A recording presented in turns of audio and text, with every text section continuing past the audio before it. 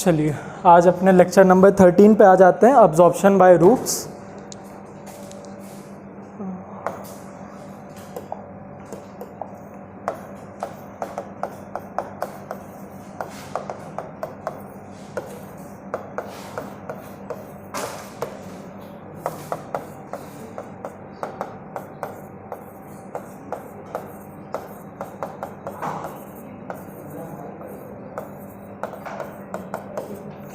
ठीक है, रूट्स में भी हम लोग पढ़े हैं कि रूट्स फर्दर डिवाइड किस में होते हैं? रूट लैटरल रूट्स में, लैटरल रूट फिर रूट हेयर में। रूट हेयर की कुछ स्पेशलिटी पढ़ें कि बहुत ज़्यादा सरफेस एरिया होता है, और क्या क्या होती है स्पेशलिटी? हाँ, सेमी परमिएबल होता है उसमें मेम्ब्रेन, हाँ थिन होती है, which acts as a semi permeable membrane. और सेल सैप होता है, वेरी गुड, तीनों इन्होंने बता दिया। लार्ज सरफेस एरिया, ये याद रखिएगा, पूछता है कि what is the speciality of root hairs. तो आप पढ़ के रूट हेयर्स पहले तो समझिएगा, रूट हेयर्स और रूट एक नहीं है, रूट है उसका सब डिवीजन है, वही एटम्स और सब एटॉमिक पार्टिकल, वैसे समझिए। तो जब इससे पूछे तो रूट के बारे में मत लिख दीजिएगा, सरफेस एरिया, दूसरा थिन सेल वॉल, इसके बाद कॉन्सेंट्रेटेड सेल सैप।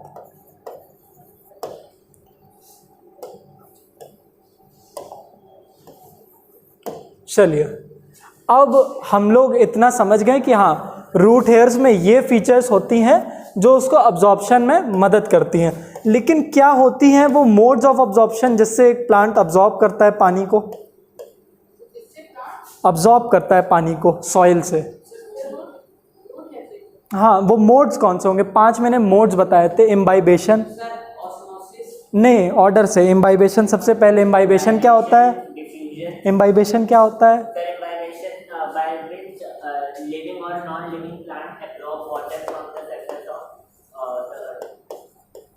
समझ गया, बहुत बढ़िया, गुड। दूसरा, हाँ डिफ्यूजन, डिफ्यूजन क्या होता है?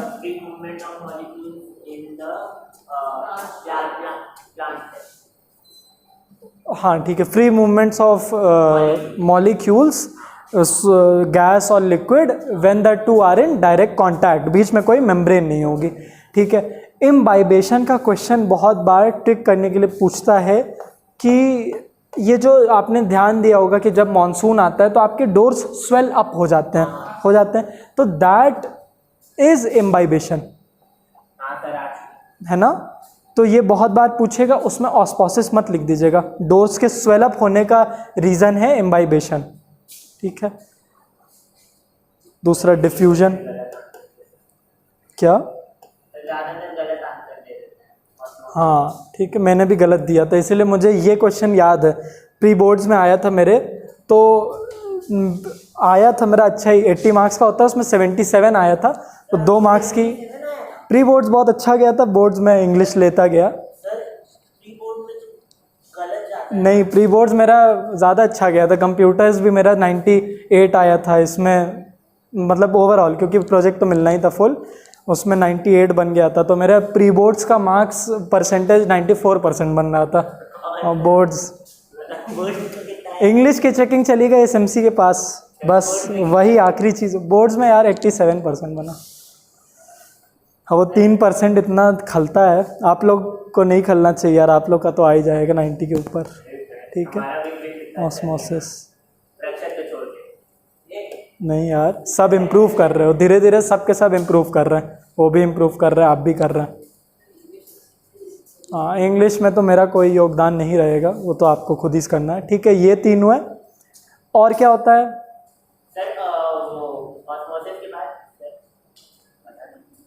चलिए उसके बाद का, उसके बाद एक्टिव ट्रांसपोर्ट एक होता है ना?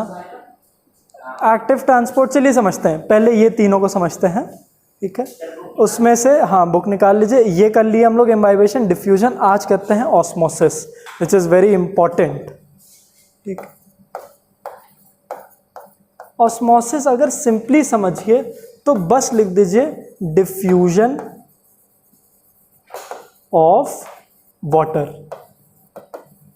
ठीक है, इसके आगे ऐड कर लीजिए through a semi permeable membrane. Easy definition तो यही होगी। ठीक है, डिफ्यूजन में हमारे सॉलिड्स नहीं, गैसेस और लिक्विड्स दोनों इन्वॉल्व थे, इसमें सिर्फ और सिर्फ वाटर इन्वॉल्व होगा। ठीक है, तो डिफ्यूजन मतलब तो समझ में आ ही रहा कि from its higher concentration to its lower concentration when there is direct contact। ठीक है, इसमें भी सेम चलेगा। The movement of water molecules from its higher concentration to its lower concentration through a semi permeable membrane is osmosis. दूसरी definition, the movement of water molecules from a dilute solution to a concentrated solution through a semi permeable membrane is called osmosis. अब यहाँ पे बहुत confusion आती है कि आप एक जगह बोल रहे हैं कि सर वाटर का कॉन्सेंट्रेशन हाई है लेकिन सोल्यूशन डाइल्यूट है, तो क्या बात सही है? डाइल्यूट सोल्यूशन में वाटर का कॉन्सेंट्रेशन हाई रहेगा कि लो? हाई। ऐसा क्यों? पता नहीं, आपके एक्सप्रेशन देख के मुझे समझ में आ जाता है, सुनी सुनाई बात। हाँ सर हाई रहे। कैसी बात पूछ रहे हैं सर, इतना नहीं पता होगा मुझे। देखिए, दो तरह के सोल्यूशन होते हैं, एक कॉन्सेंट्रेटेड एक डाइल्यूट। तो डाइल्यूट वाले में क्या होता है, आपका सॉल्वेंट ज़्यादा होता है, सॉल्यूट कम। ठीक है, ऐसे समझिए कि आप अगर पानी में चीनी डाल रहे हो, हाँ नमक डाल रहे हो, तो अगर पानी में थोड़ा सा नमक डाल रहे हो तो वो कैसा सोल्यूशन है? डाइल्यूट सोल्यूशन है। अगर पानी में ज़्यादा नमक डाले हो तो वो कैसा सोल्यूशन है? Concentrated solution. ठीक है, अब इन दोनों, अगर ये दोनों सोल्यूशन है, अगर दोनों में लेवल सेम है वाटर का, ध्यान से सुनिए, दोनों ग्लासेस में वाटर का लेवल सेम है, दोनों का सेम वाटर है, एक में शुगर या फिर सॉल्ट ज़्यादा है, एक ज़्यादा कॉन्सेंट्रेटेड है और दूसरे में कम है, तो क्या इस केस में वाटर ऑस्मोसिस करेगा? करेगा। इसको करते हैं, अच्छा क्वेश्चन है।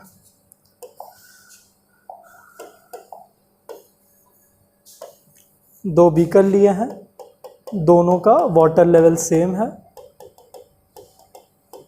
ठीक है, एक में बहुत हाई कॉन्सेंट्रेशन है और एक में थोड़ा सा कॉन्सेंट्रेशन है इम्प्योरिटीज़ का। तो क्या इन दोनों के बीच में ऑस्मोसिस होगा? Will osmosis happen?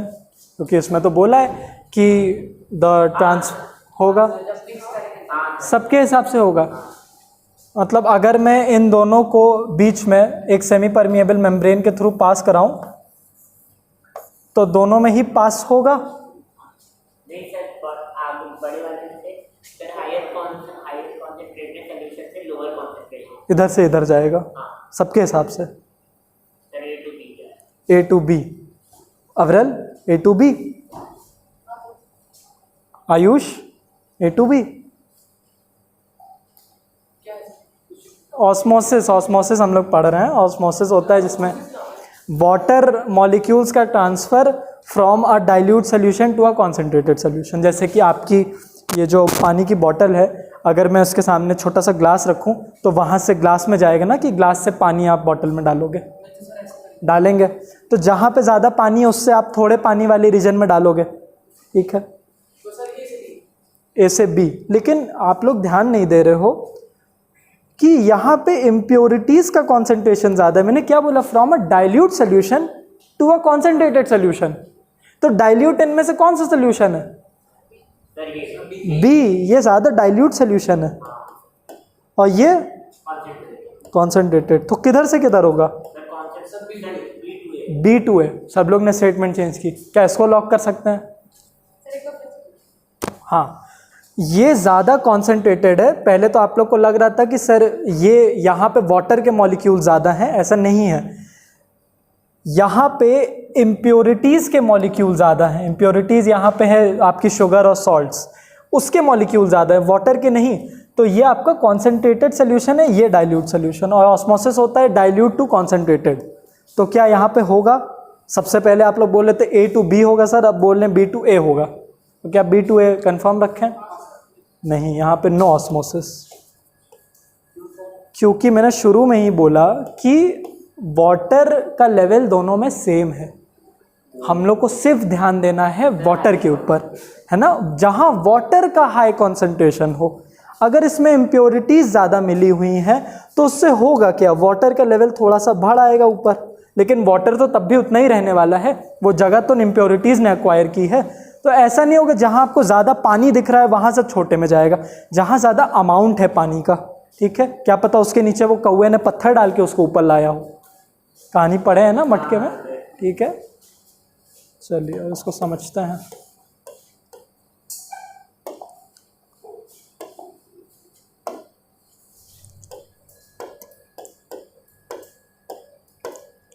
ऑस्मोसिस बहुत ही कॉमन फिनोमेना है, ये डे टू डे लाइफ में होता है आपके साथ।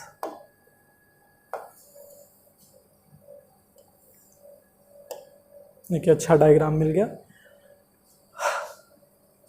यही हम लोग का डायग्राम था, बस थोड़ा सा ट्विस्ट था इसमें। देखिए यहाँ पे सिर्फ इतने में देखिएगा तो कहाँ वाटर के मॉलिक्यूल ज़्यादा हैं, ये ब्लू वाले रिप्रेजेंट कर रहे हैं वाटर मॉलिक्यूल्स और वाइट वाले कर रहे हैं शुगर मॉलिक्यूल्स।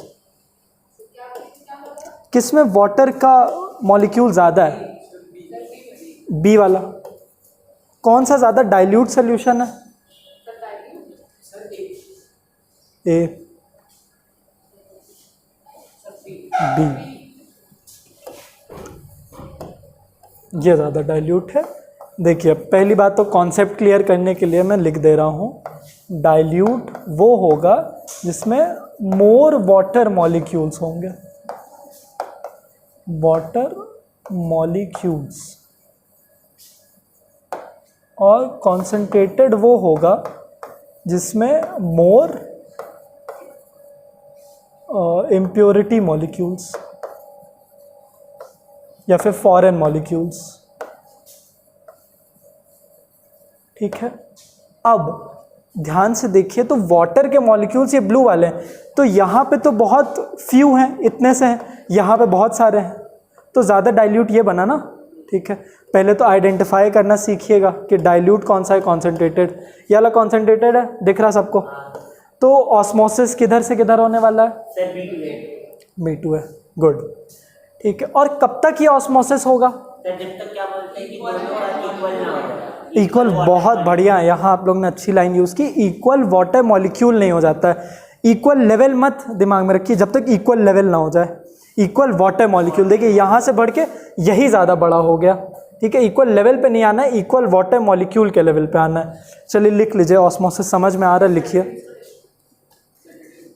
सैटरडे को डिस्कस करते हैं क्लास के बाद। लिखिए ऑस्मोसिस के बारे में।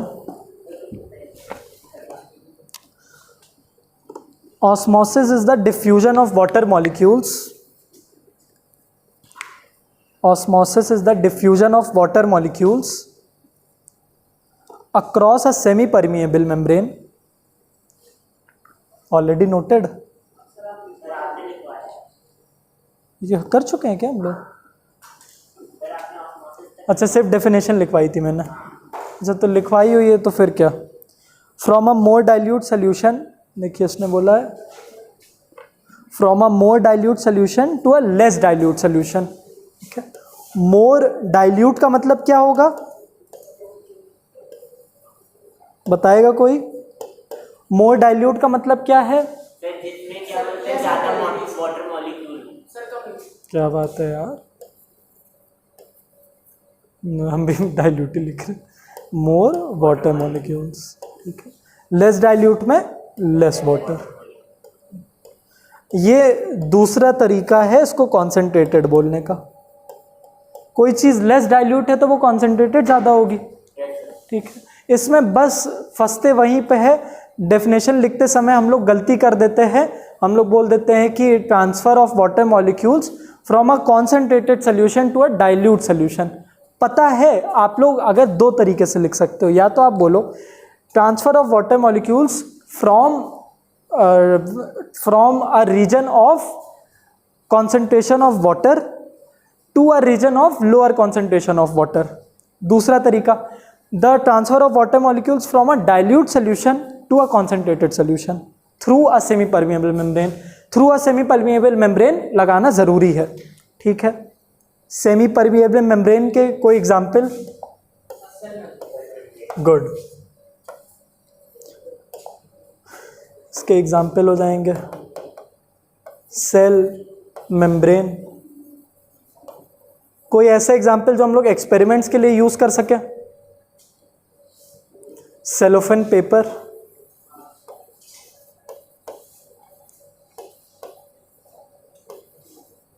और कोई एग्जाम्पल आपका? अगर हम लोग ले लिए कोई भी पीस ऑफ क्लॉथ जो बहुत ही फाइन है, उसमें से भी तो वही होगा, अगर हम लोग गंदा पानी उसमें से निकालें तो कुछ ना कुछ इम्प्योरिटीज़ वो होल्ड बैक कर लेगा, सब पानी को फिल्टर करके निकालेगा, तो उस बैग को हम लोग कहते हैं मसलिन बैग।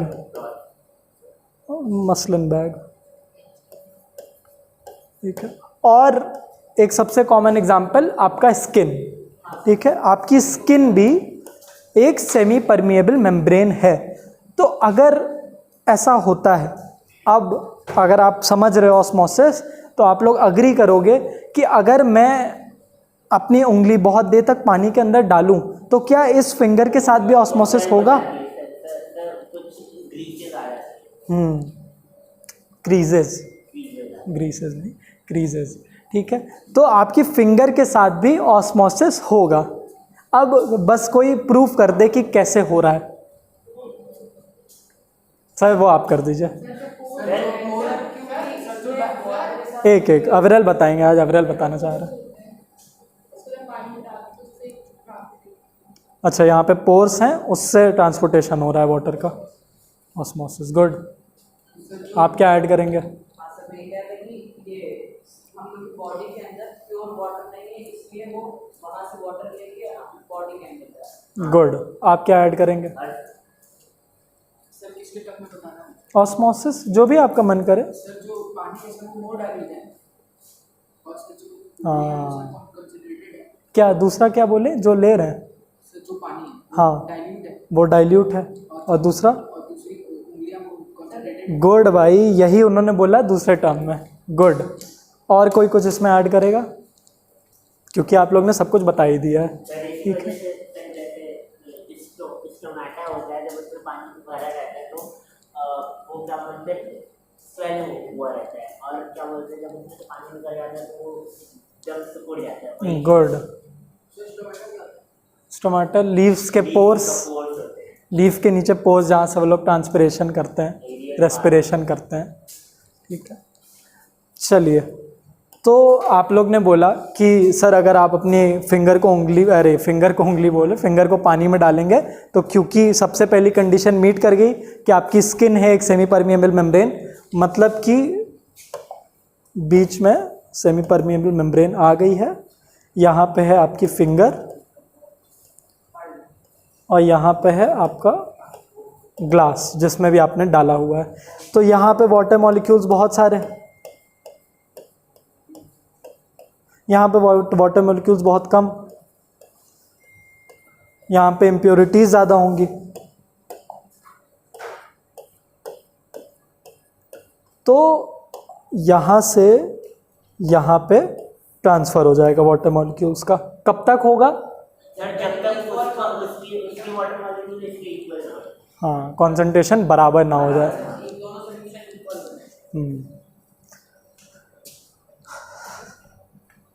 क्लियर सबको? कोई डाउट यहाँ तक?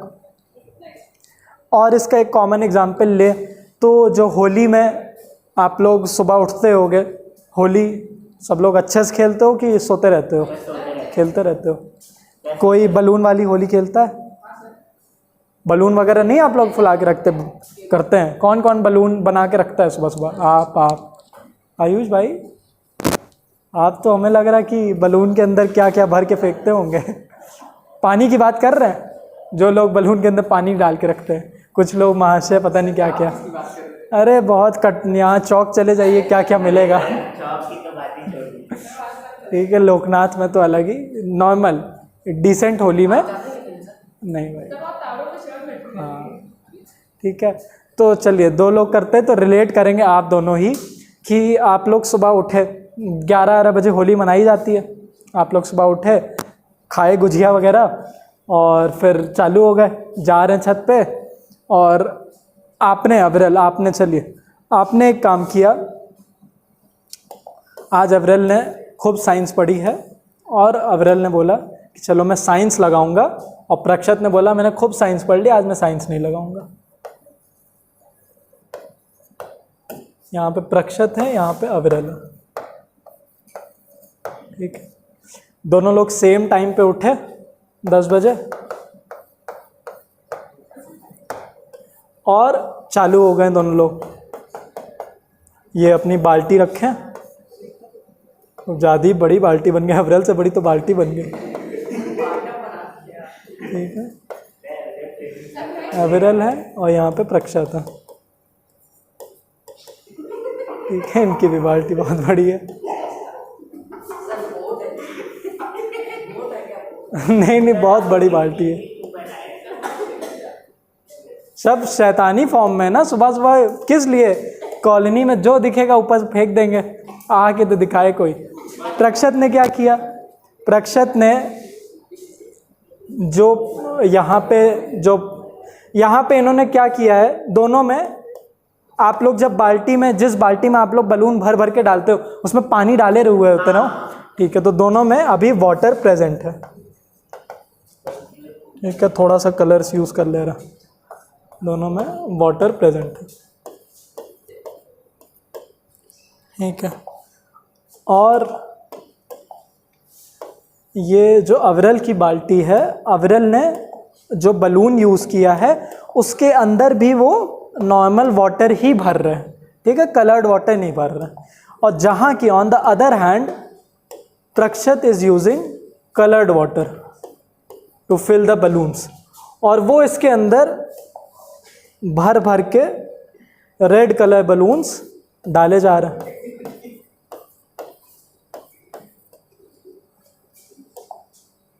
और ये इसके अंदर भर के वाटर वाले बलून्स ही डाल रहे हैं। ठीक है, अब इतना सब लोग ने रिलेट किया, नहीं किया तो आप तो है ही नहीं ना वहाँ पे, आप तो इनको कॉल कर रहे प्रक्षत को, प्रक्षत मिलोगे, वो कॉल ही नहीं उठा रहे। कुछ ऐसा होता है, कुछ ऐसा होता है। ठीक है, ऐसे ही मेरे भी बहुत दगाबाज दोस्त रहे हैं। एक दिन होली के पहले, हाँ भाई कल प्लान फिक्स है, होली के दिन अरे भाई पानी में चला गया था फ़ोन, तो ख़राब हो गया था, उठ नहीं पाया। चलिए, तो यहाँ तक हुआ। अब टाइम हो चुका है 11। 1 घंटे तक दोनों लोग ने खूब मेहनत मशक्क़त करके, दोनों लोग ने ढेर सारे, मतलब 50 बलून एक बड़ी सी बाल्टी में भर दिया। आपके पास सारी कलर्ड वाली हैं, इनके पास नॉर्मल वाटर की। अब जब टाइम हुआ, आप लोग फिर रख के थोड़ी देर बाद जाते हो ना खाने पीने, तुरंत थोड़ी ना सोचे चलो यार आधे घंटे कुछ खा के आते हो और गुजिया, तब तक वाटर बलून पड़े रहेंगे। फिर जो भी दिख गया उसको मारेंगे गुब्बारा खींच खींच के। अब 12 बजा और देखा क्या गया कि अविरल तेजी से बोले हैप्पी हैप्पी हैप्पी। और ये रोने लगे। ऐसा क्यों हुआ? ऐसा इसलिए हुआ कि इनके सारे बलून बर्स्ट आउट कर चुके हैं। हाँ वही वाली आवाज़। कैसी वाली आवाज़? नहीं, माइक्रोफोन लगा रहे, कैसी आवाज़ निकालेंगे प्रक्षत? अरे नहीं सर। अविरल तो आज हैप्पी है। अविरल आवाज़ निकालेंगे कैसे? चलिए, तो अब इनके पास सिर्फ प्रक्षत के पास बचे हैं जो प्लास्टिक रह गया, और वो प्लास्टिक ही फेंक रहे हैं सब पे। जो आया हाथ में वही फेंक रहे सब पे। इसमें कलर डाला गया है। लेकिन सर सेमी परमेएबल मेम्ब्रेन तो नहीं है सर मैं बताता हूँ सर, ऐसा इस वजह से हुआ है क्योंकि जो कलर इसमें डाला गया है वो कॉन्सेंट्रेटेड हो गया, वाटर कॉन्सेंट्रेटेड हो गया, इस वजह से कि जब उसको पानी में डाला गया तो उसको वाटर कांटेक्ट हुआ और उसका कॉन्सेंट्रेशन ज़्यादा था नॉर्मल वाटर का, और जो बलून के अंदर वाटर है उसका वो डाइल्यूट सॉल्यूशन नहीं, कॉन्सेंट्रेटेड सॉल्यूशन था, और जो वाटर है वो डाइल्यूट सॉल्यूशन था, इस वजह से वो बर्स्ट हो। एकदम सही। लेकिन बलून सेमी परमेएबल मेम्ब्रेन तो नहीं है, आते हैं उस पर भी। तो यहाँ पे सबका अनुमान है कि यहाँ पे ऑस्मोसिस ही हुआ है, ठीक है। अब देखिए, जहाँ तक आपकी बात है कि सर बलून एक सेमी परमिएबल मेम्ब्रेन नहीं है, एकदम सही, रबर नहीं होता है सेमी परमिएबल मेम्ब्रेन, लेकिन बलून बीइंग सो थिन, आप उसमें हवा भी भर के रखो तो कुछ टाइम बाद वो छोटा होने लगता है ना साइज में, इसका मतलब हवा उससे लीक कर रही है। अब जब हवा के मॉलिक्यूल कर सकते हैं तो मतलब वाटर मॉलिक्यूल्स भी कर सकते हैं। नहीं, होल नहीं, आप एक नॉर्मल बलून भी लीजिए जिसमें कोई होल नहीं है, आप उसको भर के रखिए, आप 1-2 दिन बाद देखिएगा कि वो बलून का साइज छोटा होता रहेगा। देखिएगा, आप लोग ने इससे पहले नहीं देखा है, आप लोग बलून फुलाए हैं ना, वो कहीं से नहीं, वो हर जगह से निकल रही होती है, क्योंकि वो इतनी पतली रबर की शीट है ना। अगर मोटी रबर की शीट होती, जो होली के लिए बलून यूज़ किए जाते हैं, कितने पतले होते हैं वो कि उनको अगर पिचकारी पे टाइट से भी लगा दे फट जाएंगे, वो तो बहुत ही पतले हैं। अगर आप बहुत मोटे बलून लेके आए हैं उस खुराफात में कि जिसको मारेंगे लाल पड़ जाएगा, तब फिर आपके साथ ये नहीं होने वाला, होगा आपके साथ 2 घंटे बाद, आधे घंटे में, क्योंकि ये इतना पतला था तो जल्दी हो गया आपके साथ, ठीक है। तो बात सही है कि रबर तो नहीं होता है, रबर तो इम्परमिएबल है, लेकिन वो इतना पतला है तो उसमें माइन्यूट पोर्स होते हैं, ठीक है।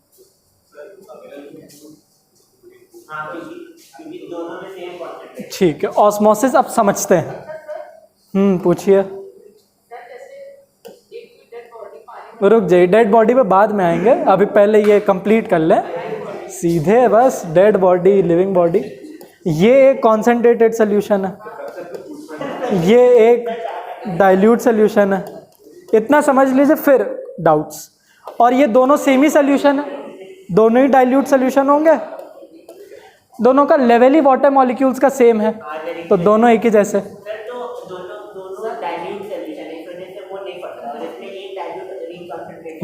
ऑस्मोसिस हुआ। अब कोई बताएगा कि बलून बर्स्ट होके फटा है या श्रिंक होके फटा है? श्रिंक होके, बर्स्ट होके, श्रिंक होके। आयुष भाई, श्रिंक हुआ है। बहुत बढ़िया यार कुशाग्र, बर्स्ट हुआ है, यहाँ पे हुआ है एंडो ऑस्मोसिस।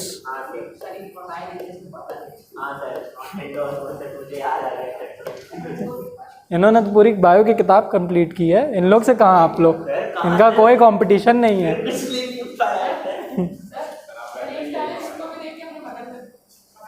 क्या? चलिए, तो हुआ क्या कि ये जो अगर बलून और उसका डायग्राम बना है,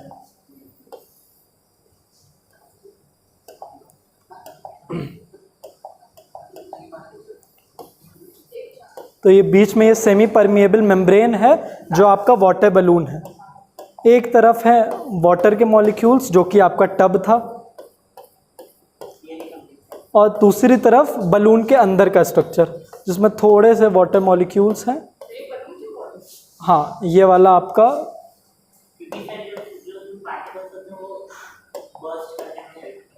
ये आपका रिप्रेजेंट कर रहा है ये टब, और ये रिप्रेजेंट कर रहा है ये बलून्स के अंदर का, ठीक है। तो इसके अंदर रेड इम्प्योरिटीज ज़्यादा है, और वाटर मॉलिक्यूल्स किस में कम दिखाई दे रहे हैं हम लोग को? ये ए है, ये बी है। किस में वाटर मॉलिक्यूल्स कम है? बी में। हाँ, कॉन्सेंट्रेटेड में, गुड, ये कॉन्सेंट्रेटेड है। तो मूवमेंट किधर होगा? इधर से इधर। तो बलून के अंदर पानी आना स्टार्ट होगा, ठीक है। अब आपको लग रहा है कि यार इतना उसके अंदर प्रेशर तो है नहीं कि वो बलून के अंदर घुस जाए, तो इसी प्रेशर को क्या कहते हैं? एटमॉस्फेरिक ऑस्मोटिक प्रेशर, ठीक है। एटमॉस्फेरिक प्रेशर तो उस पानी को दबा रहा है नीचे, ठीक है। हाँ, अगर आप उस बलून को पानी की जगह, या फिर इस सोल्यूशन को डिस्कस करेंगे, इसको ख़त्म कर ले पहले, कि बलून बर्स्ट होके फटे हैं, श्रिंक होके नहीं। श्रिंक कब होंगे, कोई बताएगा? श्रिंक होने के लिए क्या करना पड़ेगा? तब होंगे जब या फिर कोई उसमें होल हो, या फिर क्या बोलते हैं सर, वो बाहर रखा हो, जब पानी में ना रखा हो। हाँ, गुड। अगर आप क्या करते, अगर ये आपकी टब होती रेड वाटर से, या आपकी टब के अंदर अगर ये भरा होता और इसमें आप वाटर बलून्स डाल देते, तब मूवमेंट ऑफ वाटर बाहर की तरफ होता कि नहीं? अग्री कर रहे कि नहीं? इसी को कहते हैं एक्सोऑस्मोसिस, ठीक है। ये सब टर्म्स अभी लिखवाते हैं, पहले समझ जाएं सब लोग। तो ये होता है, एक होता है एंडोऑस्मोसिस, जिसमें चीज़ें बर्स्ट करती हैं स्वेल करके, inward movement of water molecule. दूसरा होता है एक्सोऑस्मोसिस, आउटवर्ड मूवमेंट, इसमें श्रिंकेज होता है।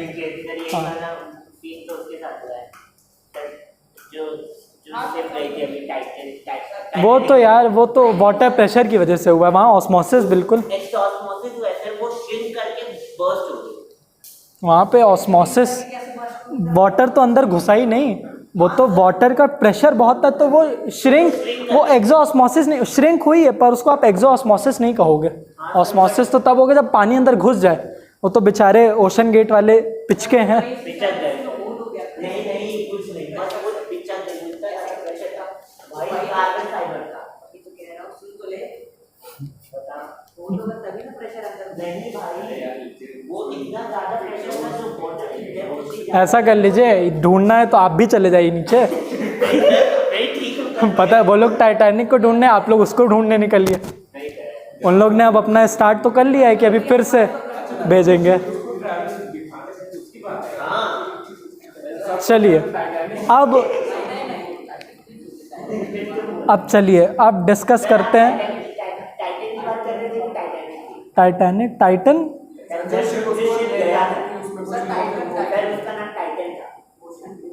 उसका नाम तो ओशन गेट था ना?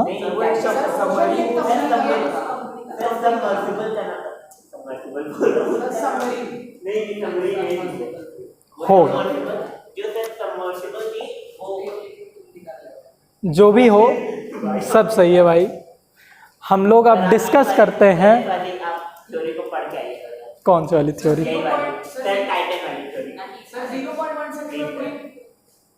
उससे भी तो छोटे टाइम में कोलैप्स हो गए। हाँ, मैंने देखा बहुत।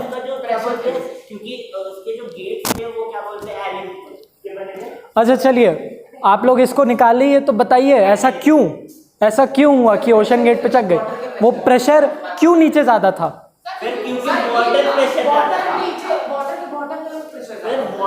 ऐसा क्यों? ठीक है, वो तो रफ एंड टफ, मतलब उसमें टेयर हो गया था। ओशन गेट अब उतनी मजबूत नहीं थी। वो लोग वैसे नहीं उसको टेस्ट किए थे कि जितना प्रेशर उस वाटर में है वो वहां हो जाए, लेकिन जब उस वाटर में गए तो वो उससे बहुत ज्यादा, उस वाटर के अंदर इतना ज़्यादा प्रेशर, इतनी ज़्यादा एनर्जी कैसे थी? ये कोई एक्सप्लेन करो। गुड। कौन सी एनर्जी है अभी वाटर के पास जिसने पिचकाई उसको? फिर वाटर प्रेशर नहीं, gravitational potential energy. Potential energy पूरी श्रिंक करवा दी।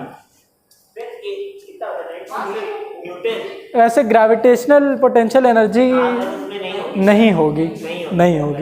ये तो गलत है। ये तो उल्टा चल रहा है। वाटर का वेट धीरे धीरे नीचे बढ़ता जा रहा था, ठीक है। हाइट कॉलम ऊपर से नीचे डिक्रीज हो रही है।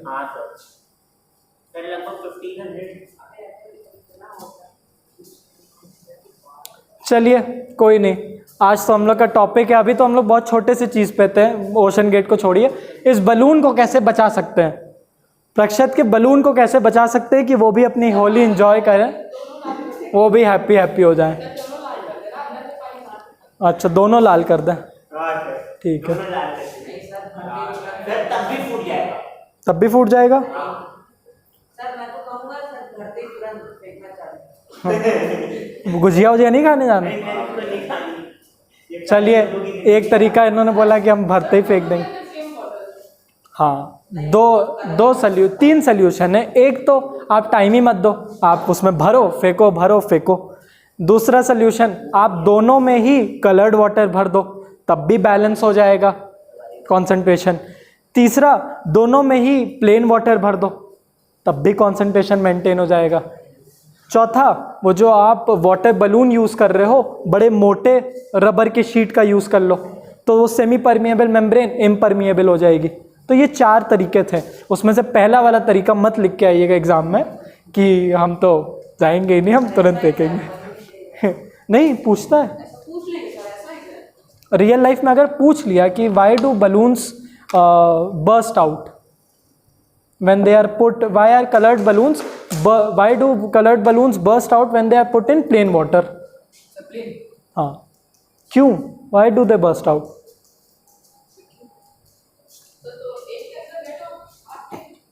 कलर्ड बलून है, प्लेन वाटर के अंदर डाला है, क्यों बर्स्ट करेगा?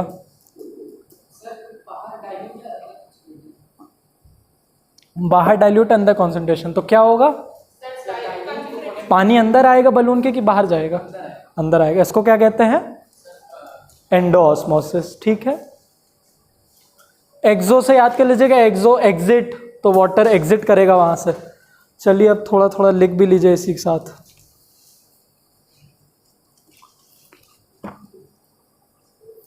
ये कॉपी करके अपने शब्दों में लिख लीजिए आप क्या लिखवाएं, बुक में तो सब लिखा ही हुआ है। एंडोऑस्मोसिस सब छोटा सा लिख लीजिएगा कि ये इनवर्ड मूवमेंट है, इससे बर्स्ट होता है। कीवर्ड्स याद करिए, endosmosis causes what? Bursting. Exosmosis causes shrinkage. जितना यहाँ पे अच्छा लग रहा है उसको कॉपी कर लीजिए। हाँ पीडीएफ भेजेंगे। नहीं अपने टर्म्स में सबकी डेफिनेशन लिख लीजिए। ये देखिए आपने दूसरा फ़ोन ले लिया, ये भी चला जाएगा। क्या होता है भाई, जिसके जिसके हाथ में फ़ोन दिखेगा सब यहाँ आ जाएगा। टाइटन की टाइटेनियम? टाइटन कौन सा मेटल है?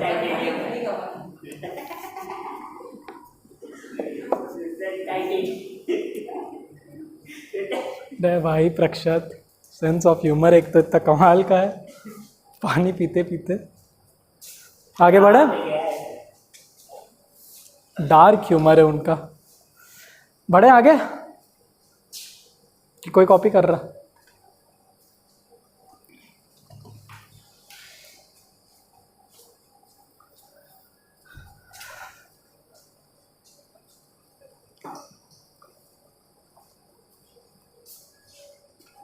कैसा लग रहा है आज? हैप्पी हैप्पी चल रहा है? ये हफ्ता आपके लिए थोड़ा अच्छा चल रहा है ना? टेस्ट में भी अच्छा मार्क्स आया है, बलून भी नहीं फूट रहा है आपका, तो स्कूल तो सबको जाना पड़ रहा है। अच्छा जब पूरे 10th अच्छा हुआ आपने बोल दिया ये, हमें लगा पहली बार स्कूल घुसे हैं। क्यों आज क्यों चले गए? अटेंडेंस के लिए आप क्या करेंगे? मेडिकल लगाएंगे? सर टीचर कुछ बोली नहीं, कह रही थी कि पहले फीस की रिसिप्ट डाल दो। बोल देना मैम मैंने 1.5 गुना फीस भरी है, सब अटेंडेंस काट दी जाएगी, ये बच्चा हर दिन आया है एक्स्ट्रा क्लास लेने, बोल दे दुगनी फीस भरी है मैंने। कब चुका 2 दिन पहले, तो कहेगी प्रूफ क्या? मैंने कहा मैम फोन से दिखा दूं, तो कहेगी नहीं मुझको हार्ड कॉपी चाहिए, वरना तुमको रोज मैं एब्सेंट मार्क करूंगी।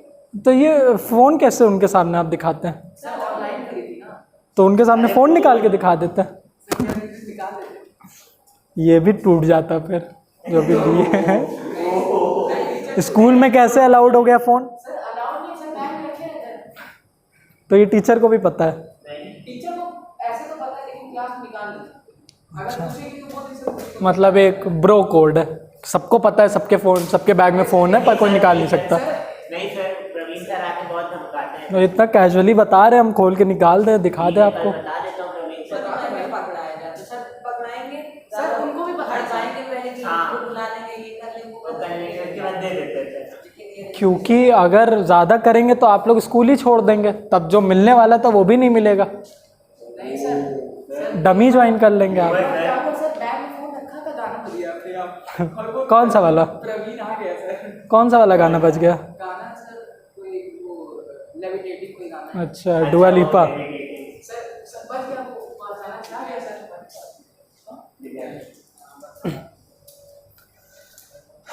चलिए अब समझते हैं एक दूसरा टर्म जिसका नाम है ऑस्मोटिक प्रेशर। बुक में बड़ी खतरनाक डेफिनेशन लिखी हुई है। बुक की डेफिनेशन एक बार सब लोग देखिए पहले।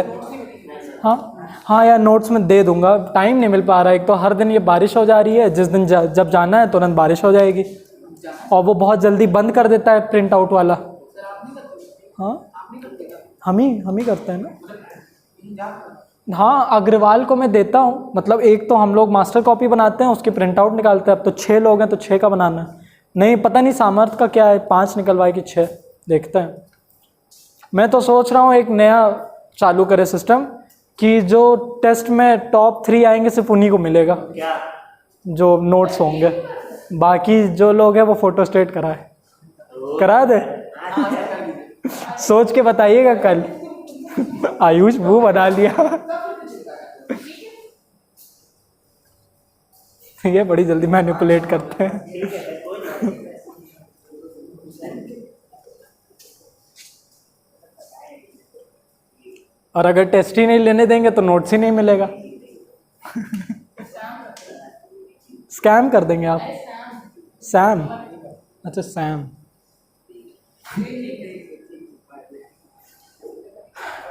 ऑस्मोटिक प्रेशर की डेफिनेशन ज़रा सब लोग बुक में फॉलो करिए। क्या लिखा है ऑस्मोटिक प्रेशर की डेफिनेशन? अविरल पढ़ के बताइए ऑस्मोटिक प्रेशर की डेफिनेशन, पेज नंबर 39। अब पता नहीं आपकी नई बुक है, पलट के देखिए ऑस्मोसिस के बाद का। अच्छा, आप लोग ये एक्सपेरिमेंट स्किप कर सकते हो। ये जो एक्सपेरिमेंट है ये वाला, ये वही एक्सपेरिमेंट है जो हम लोग बलून से किए हैं। ये वाला, ये जितने भी आपके सबके एक्सपेरिमेंट है ना, ये सिंपल यही है, ठीक है। इसमें ज़्यादा कंसंट्रेशन है तो अंदर जाएगा, बर्स्ट करेगा। कौन सा ऑस्मोसिस? Endo osmosis. और इसके अंदर शुगर, इसके अंदर भी पानी जाएगा, शुगर सोल्यूशन है ना ये, और वाटर, ये भी एंडो ऑस्मोसिस करेगा। ये होगा और एक्सोस्मोसिस। नहीं, ये भी अंदर सोल्यूशन। अब ऑस्मोटिक, दोनों एंडो ऑस्मोसिस के ही एग्जाम्पल दिए। अगर आपको एक्सोस्मोसिस बनाना है तो अंदर प्लेन वाटर भरिएगा और बाहर कलर्ड वाटर, हाँ कॉन्सेंट्रेटेड, ठीक है। इतना आप लोग स्किप कर सकते हैं। हाँ, डायरेक्टली ऑस्मोटिक प्रेशर करके ख़त्म करते हैं। टॉनिसिटी अगले क्लास में कर लेंगे। ऑस्मोटिक प्रेशर की डेफिनेशन रीड करिए अविरल। नहीं लाए आप बुक? हाँ, नहीं लीजिए, रीड करिए। नीचे लिखा है 2 लाइन। अंडरलाइन से। सब लोग सुनिए, कुछ बोल रहे हैं वो तेजी से बोलिए, चिल्ला के।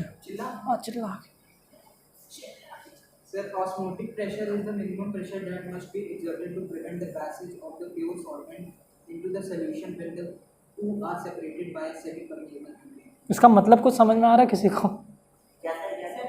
Sir, osmotic pressure is minimum. अरे यार तुम एग्री कर रहे हो? ये बुक बड़ी फ्रेजाइल है भाई, देखिएगा फट ना जाए। Sir, osmotic pressure minimum pressure है. Sir, किसी पैसेज को प्रिवेंट करने के लिए उसको उसमें अप्लाई करो और ऐसा प्रेशर है जिससे सर वो कॉन्सेंट्रेटेड नहीं डाइल्यूट कॉन्सेंट्रेटेड ना जाए, मतलब ऑस्मोसिस हो ही ना पाए। अच्छा, मतलब ये वो प्रेशर एग्जर्ट हम लोग करेंगे ऑस्मोसिस को रोकने के लिए, ठीक है। ये आप लोग को समझ में आया? और किसी को कुछ समझ में आ रहा? सिंपल सर नीचे लिखा। Sir, osmotic pressure of a solution is a measure tendency to take water by osmosis. ये थोड़ा सिंपल लग रहा है। अब सेकंड वाली लाइन का क्या मतलब है? सेकंड वाली डेफिनेशन का? Sir, osmotic pressure solution है. Sir, जो सर जो वाटर में जाती है ऑस्मोसिस के जरिए, वो प्रेशर है जो वाटर में जाएगी ऑस्मोसिस के ज़रिए। प्रेशर कैसे आप ट्रांसफ़र कर दोगे? सिंपली ऑस्मोटिक प्रेशर का मतलब ये है, इसने उल्टा करके बताया है कि प्रिवेंट करने के लिए जो हम प्रेशर लगाएंगे, मान लीजिए एक डायग्राम देना ऑस्मोटिक प्रेशर का।